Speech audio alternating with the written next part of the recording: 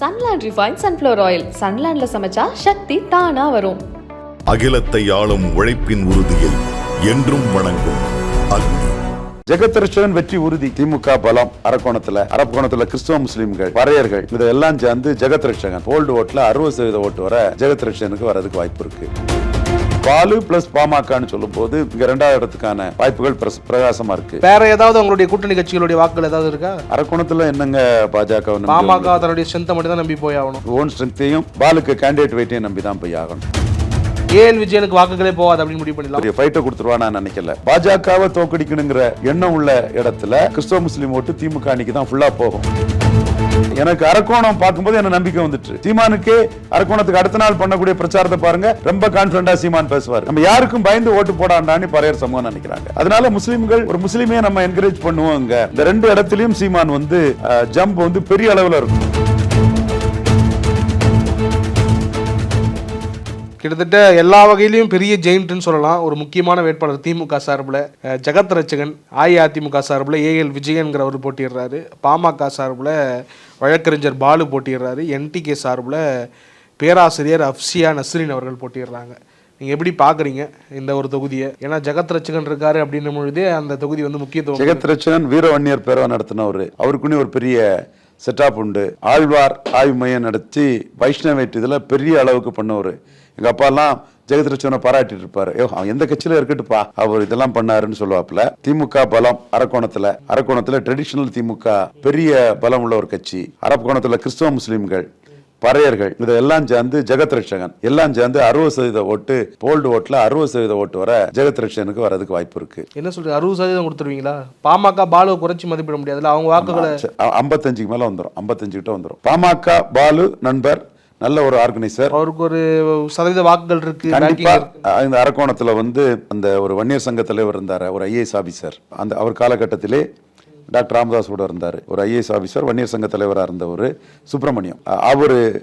அவர் தான் கன்னியாகுமரி மாவட்டத்தில் முத எம்பி சீட்டு கேண்டிடேட் போட்டவர். அவருக்கு வேண்டிய அவர் கலெக்டராக கன்னியாகுமரியில் இருந்தார். அவர் மூலமாக தான் நாங்களே கேண்டிடேட் போட்டோம். அசம்பிளிக்கு நானே போட்டுட்டேன், பார்லிமெண்ட்டுக்கு அவர் தான் போட்டு தந்தார் முத கண்டஸ்ட் பண்ணும்போது.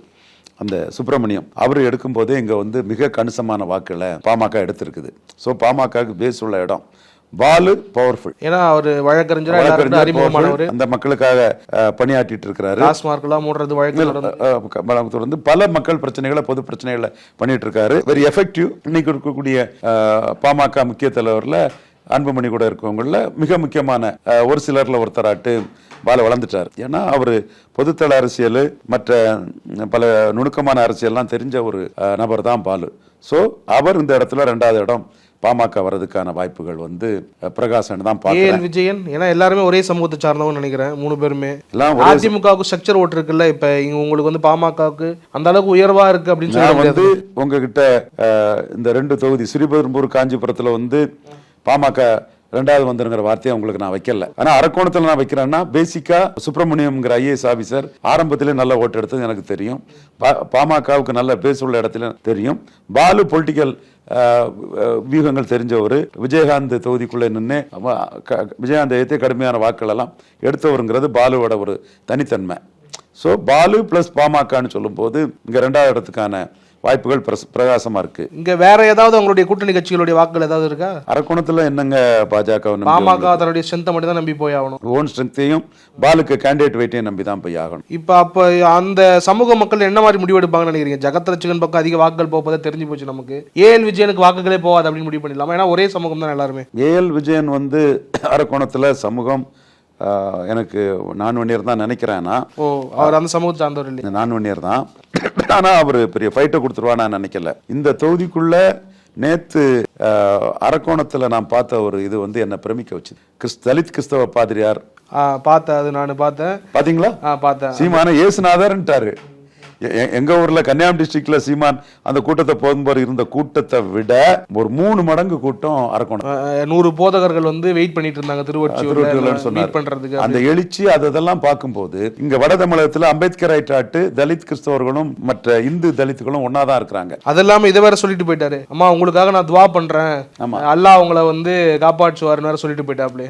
பெரிய இது நான் இது போர்சி பண்ணினேன். சோ இந்த இடத்துக்குள்ள நான் போர்சி பண்ணக்கூடிய ஒரு இடம் எது என்னன்னா ரிசல்ட் தான் சொல்லணும். பாஜகவை தோக்கடிக்கணுங்கிற எண்ணம் உள்ள இடத்துல கிறிஸ்தவ முஸ்லீம் ஓட்டு திமுக அன்னைக்கு தான் ஃபுல்லா போகும். அதனாலதான் சீமானுக்கு கன்னியாகுமரி பிரச்சாரம் வந்து ரொம்ப டல் நோட்ல தான் ஆரம்பிச்சது. அதுக்கும் அரக்கோணம் இதுக்கும் சம்பந்தமே இல்லை. ஸ்டேட் இன்டெலிஜென்ஸ் அதை பெருசா பாக்குறாங்க. சீமானே நம்பி இருக்க மாட்டார். இப்ப இந்த நாம் தமிழர் கட்சியில நம்ம பார்க்கும்போது மதங்களை கடந்து ஒரு புள்ளியில் இணையறாங்க, இவங்க தமிழர் அப்படிங்கிற புள்ளியில் இணையறாங்க. இது ஏதோ ஒரு வகையில திராவிட கட்சிகளுக்கு ஒரு டென்டா அமையுதா, ஒரு டேமேஜா அமையுதா? எல்லா இடத்துலயும் தனிச்சு நிற்கிறதுனால திராவிட கட்சிகளுக்கு மாற்றுங்கிற அந்தஸ்து நாம் தமிழர் கட்சிக்கு தான், வேற எந்த கட்சியோட பெருசா கிடைச்சிருக்கு. அப்ப இங்க இந்த மதங்களை கடந்து இணையறதுங்கிறது ஒரு புள்ளியில வந்து ஈஸியா அமைஞ்சிருதோ நாம் தமிழர் கட்சியில? கண்டிப்பா. ஏன்னா அவங்க தொடர்ந்து தனிச்சு போட்டிடுறதுனால அது அவங்களுக்கு ஒரு பெரிய பூஸ்டா போகுது. ஏன்னா ஈரோடு கிழக்குல அதுதான் நான் அண்ணாமலைட்ட போய் சொன்னேன், தனிச்சு நிக்கணும். அவர் வந்து அவர் இல்ல, அந்த கட்சி தேசிய கட்சினால எடப்பாடியை நம்பி எடப்பாடியை கூட்டணி விட்டுறக்கூடாது, சீட் கன்வெர்ட் ஆகுன்னு கொஞ்சம் ஒரு ஆசைப்பட்டு மாற்றுங்கிற அந்த இதை வந்து ஈரோடு கிழக்குல காம்ப்ரமைஸ் பண்ணி இரட்டைலை ஆதரிச்சுட்டாங்க. சீமான் அதை பேசத்தானே செய்வாரு, மக்கள் மனசுல அது பதியத்தானே செய்யும். நீங்க சமூக வலைத்தளங்கள்ல பேசினாலும் கூட மாற்றுங்கிறத நம்ம கோட்டை விட்டுருக்கோம், ரவீந்திர சாமி மாற்றா நிக்கணும்னு ரிஷியை கூட்டிட்டு போய் சொல்லி நம்ம அதை செயல்படுத்தலன்னு வரத்தானே செய்யும். இன்னைக்கு இந்த இடத்துக்குள்ள நான் பார்க்கக்கூடிய ரெண்டு அம்சம், ஜெகத் ரட்சகன் வெற்றி உறுதி. அப்போ நம்ம யாருக்கும் பயந்து ஓட்டு போடாண்டான்னு பறையர் சமூகம் நினைக்கிறாங்க. அப்ப சீமானுக்கு பெரிய அளவுக்கு அது யாருது, ஜெகத் ரட்சகன் வெற்றி உறுதி. அதனால முஸ்லிம்கள் ஒரு முஸ்லிமே நம்ம என்கரேஜ் பண்ணுவோம். அந்த வாய்ப்புல அவங்களுக்கு கொஞ்சம் ரெண்டு இடத்துலயும் சீமான் வந்து ஜம்ப் வந்து பெரிய அளவுல இருக்கும். நான் சீமான அந்த இடம் இந்த களம் பிரதிபலிக்குது, இப்பவே அது களம் அதை பிரதிபலிக்குது. நான் போர்சி பண்ணேன், நீங்க முன்னாடியே கணிச்சதுதான். ஆனா இப்ப அதை பார்க்கும்போது உறுதியாக எனக்கு அரக்கோணம் பார்க்கும்போது எனக்கு நம்பிக்கை வந்துட்டு. சீமானுக்கு அரக்கோணத்துக்கு அடுத்த நாள் பண்ணக்கூடிய பிரச்சாரத்தை பாருங்க, ரொம்ப கான்பிடண்டா சீமான் பேசுவார். சரி, இவ்வளவு அரோஸ் ஆகி வராரு அப்படிங்கிறது பார்வையில தெரியுது. 1 4 4 7 ஆகுது. அதிமுக பெருசா அவங்கள எதுவும் கவனம் செலுத்துற மாதிரி தெரியல, எதிர்த்து பேசுறதோ எதுவும். இவர் தான் தொடர்ந்து பேசுறாரு தவிர அந்த கில்லிங் இன் சைலன்ஸ் தான் சீமானுக்கு எதிரான ஸ்ட்ராட்டஜி. சீமானை பற்றி கண்டுக்காம விட்டுறது. ஆமா, பேசினா அவர் வளர்ந்துருவாரு. இப்போ இந்த சிம்பல் அது விட்டுட்டு போயிருக்கலாம், அந்த சிம்பலை வச்சு என்ன பேச்சு பேசுறாரு எல்லா இடத்துக்குள்ளேயும். சிம்பல் அநியாயமா பண்ணிட்டாங்க, ஏன் சிம்பலை மட்டும் ஏன் சுயேட்சையா வைக்கிறீங்க? அது யாருடைய தவறான இதுவும் நினைக்கிறீங்க அணுகுமுறை? தேர்தல் ஆணையம் வந்து இது தவறான ஒரு சின்ன மிஸ்டேக்கு இது பண்ணாம அவர் பாஜக கை காட்டுறாரு. அவர் அந்த பாஜக குற்றம் சாட்டி அதை பெரிய அளவுக்கு அதை பரப்புரை பண்ணிட்டு இருக்கிறாரு. சோ அந்த வாய்ப்பு அவருக்கு கொடுத்ததுதான் அவருக்கு பிளஸ். இப்ப ஜெகத் ரட்சகனை பொறுத்த வரைக்கும் சில அதிருப்தி தான் சொல்றாங்க, அதெல்லாம் பெருசா ஒர்க் அவுட் ஆகுதா சார் களத்துல? ஏன்னா இந்த ஜெகத் ரட்சகனுக்கு போட்டி இல்ல, பாலுவுக்கு போட்டி இல்ல. இல்லனா அவர் போட்டி இல்ல, அது நம்ம அந்த ஸ்டேட்மெண்ட் வந்துட்டு அதை விட்டுருங்க. ஜெனரலா ஒரு மக்கள் மத்தியில ஒரு அது லா ஆஃப் டிமினிஷிங் ரிட்டர்ன்ஸ் வரலாம். அது திமுக பெர்சன்டேஜ்ல ஒரு சரிவை உண்டு பண்ணலாம். ஓகே, கடந்த முறையை விட இப்போ கொஞ்சம் சரிவை உண்டு பண்ணலாம். ஏன்னா அதிகார பலம் பெருசு. கமலஹாசனுக்கு பிரச்சாரம் ஒரு அடிஷனல் பிளஸ் கூட லா ஆஃப் டிமினிஷிங் ரிட்டர்ன்ஸ்ல கிறிஸ்டியன் முஸ்லிம்களுக்கு, பறையர் சமூகத்துக்கு, திமுக பக்கம் குவிஞ்ச அந்த வாக்காளர்களுக்கு நம்ம எதிரியை வந்து தோக்கடிக்க வேண்டிய நிர்பந்தம் இல்லைன்னு சொல்லும் போது அவங்க முஸ்லிம் சிறைக்கைதிகள் விடுதலைக்கு சீமான் பேசுறாரு. பொது தொகுதியில் ஆதி தமிழரை நிறுத்துறாரு. ஆதி தமிழர் வெல்லாது மீதி தமிழர் வெல்ல முடியாதுங்கிறாரு. தலித் கிறிஸ்தவர்கள் கல்லறை தோட்டத்துக்கும் மற்ற அப்பர் கிறிஸ்தவர்கள் அதுல தலித் கிறிஸ்தவர்களுக்கு அநீதி இழைக்கிறாரு. இந்த மாதிரிப்பட்ட விஷயங்கள் எல்லாம் முன்னெடுக்கிறாருன்னு சொல்லும் போது நமக்காக பேசக்கூடிய ஒரு சக்தியை வளர்த்து விடுவோமே. அவங்களுக்கு ஒரு பயம் இருக்காதா, இப்படி நம்ம போனா ஏடிஎம்கே அட்வான்டேஜ் ஆயிடுமோ அப்படிங்கிற ஒரு பயம் இருக்காதா? ஏடிஎம்கே அட்வான்டேஜ் பேச்சுக்கே இடம் இல்ல. அது டெபாசிட்டுக்காக போராடக்கூடிய கட்சி. 17% தானே வரும்னு எல்லாரும் போடுறாங்க. அது கருத்து கணிப்பு நம்பலாமா? அது கேக்குறேன். ஏற்கனவே தோத்து தானே கிடக்குறாங்க. இந்த ஸ்டாலின் கையில கூட உதயசூரியன் ரெட்டலை. ஆனா அவர் தைரியமா சொல்றாரு, உனக்கு எனக்கு 3% தான் வித்தியாசம். சவால்ல அவர் பொய் சொல்றாரு. கடந்த தேர்தலில் 3% தான் வித்தியாசம். பொய் அவர் எடப்பாடி பச்சை புழுக பொய் சொல்றாரு. இந்த மாதிரி எல்லாம் மக்களை உணர்ந்துகிட்டு ரொம்ப கீழே போயிருவோம். தோல்வி சாமி தொடர் சார். இப்ப 2020 எப்படின்னா திமுக அணி 45% வாக்கு எடுத்தாங்க, இவங்க 40% வாக்கு எடுத்தாங்க. அது சட்டமன்ற தேர்தல். அந்த ஒப்பிடாதீங்கன்றீங்க. ஆப்பிள் வேற ஆரஞ்சு வேற, அது ஒப்பிட்டாலும் பொய்யா சொல்றாரு இவரு. அந்த அணி அப்படியே இன்டாக்டா இருக்குது. Okay okay. இவங்க வந்து கலைஞ்சிருக்கிறதால அது அணிக்கான வாக்கா பாக்க. அவங்க கூட 2% ஓட்டு எடுத்த Kamal Haasan சேர்ந்திருக்காப்புல.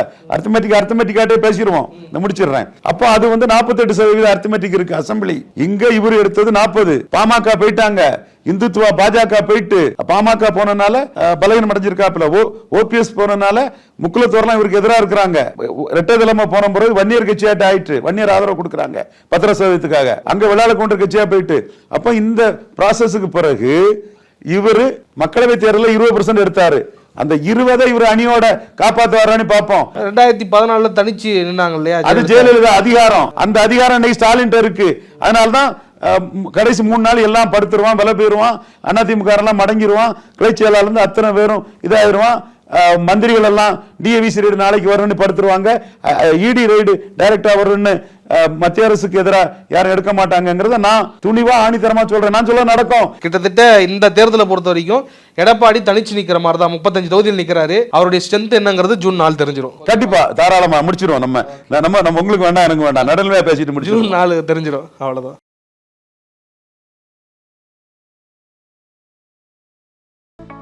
Sunland refine sunflower oil. சன்லேண்ட்ல சமைச்சா சக்தி தானா வரும்.